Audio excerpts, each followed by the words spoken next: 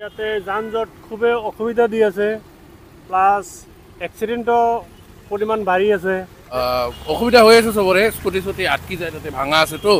ৰিক্সাবিলাক আইফাই নোৱাৰে আৰু বহুত যাওঁতে আহোঁতে বহুত গাড়ী ৰিক্সাবিলাক পাল্টি হৈ থাকে।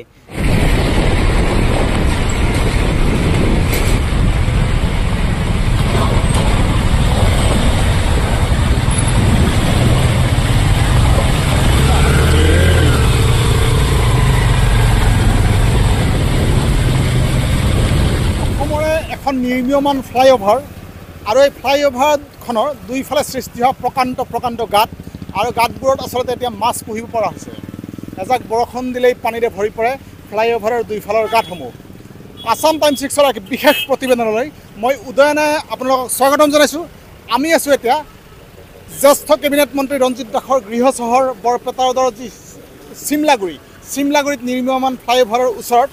আচলতে আমাৰ আজিৰ প্ৰতিবেদনত আমি দেখুৱাবলৈ চেষ্টা কৰিছোঁ যিখন নিৰ্মীয়মান ফ্লাইঅভাৰ বৰপেটা চহৰৰ, এইখন কিন্তু আজি বহু বছৰ ধৰিও তেওঁলোকে সম্পূৰ্ণ কৰিব পাৰে। মোৰ লগত থকা কেমেৰা পাৰ্চন আবিৰ কাশ্যপে দেখুৱাই আছে ফ্লাইঅভাৰখনৰ দুইফালে যি গাঁত সৃষ্টি হৈছে, আচলতে প্ৰকাণ্ড গাঁত আৰু এজাক বৰষুণ দিলেই পানীৰে ভৰি পৰে গাঁতসমূহ আৰু যেন ইয়াত মাছ পুহিব পৰা হৈছে তেনেকুৱা অৱস্থা। আৰু দুৰ্ভাগ্যজনকভাৱে ইয়াত যদি আপোনালোকে কোনোবা বাইকত বা গাড়ীত উঠি আহে তেতিয়াহ'লে নিশ্চয় ইয়াৰ বেদনা বা যন্ত্ৰণা অনুভৱ কৰিব পাৰিব। আৰু কিবা গাড়ী যে ইয়াত দুৰ্ঘটনাত পতিত হ'ব, সৰু হ'লেও দুৰ্ঘটনা, এইটো নিশ্চিত। গতিকে কেতিয়ালৈ নিৰ্মাণ হৈ উঠিব বৰপেটা চহৰৰ এইখন গুৰুত্বপূৰ্ণ ২৭ নং ৰাষ্ট্ৰীয় ঘাইপথৰ ওপৰত থকা উৰণীয়া সেতু বা ফ্লাইঅভাৰ?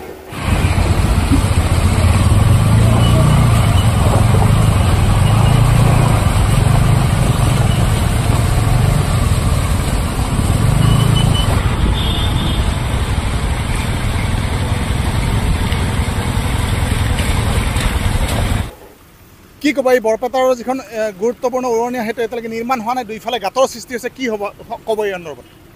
ইয়াতে তাৰমানে সোনকালে হ'লে ভাল হয় বস্তুটো, আৰু ইয়াতে যানজট খুবেই অসুবিধা দি আছে, প্লাছ এক্সিডেণ্টৰ পৰিমাণ বাঢ়ি আছে। মই কামনা কৰোঁ যে সোনকালে যাতে এই অভাৰব্ৰিজখন হৈ যায়, সেইটোৱে কামনা আছে। এই যে নিৰ্মীয়মান অভাৰব্ৰিজখন বা ফ্লাইঅভাৰখন কমপ্লিট হোৱা নাই, কি ক'ব এই সন্দৰ্ভত?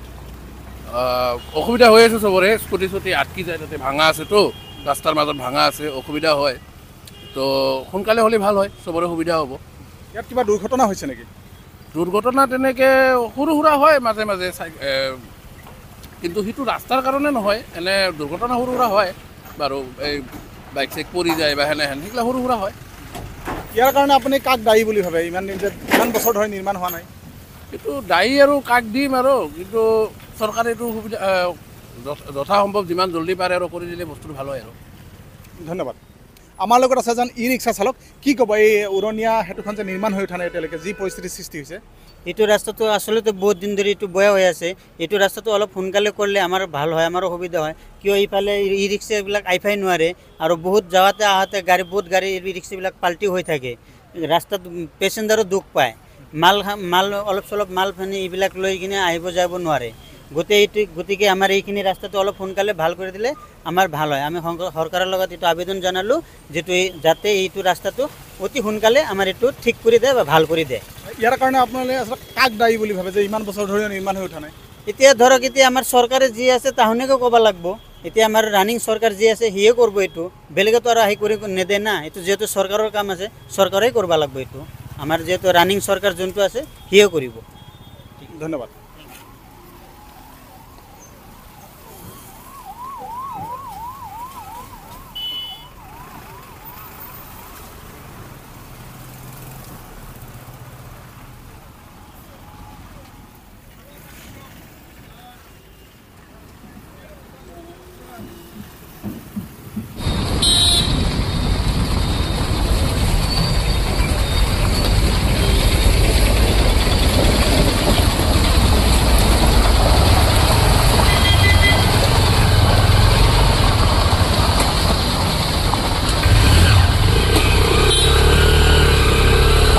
আচলতে মাছ পুহিব পৰা হৈছে ফ্লাইঅভাৰৰ দুইপাৰৰ অংশ, খুব ভয়ানক হৈছে।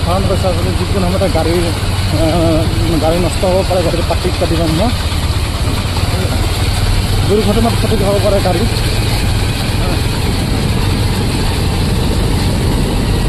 আচলতে আৰু মানুহে এনেকুৱা ৰাস্তাত বাইক বা গাড়ী যাত্ৰা কৰিলে আচলতে শৰীৰৰ কাৰণে ক্ষতিকাৰক। বা পৰ্যন্ত হ'ব পাৰে।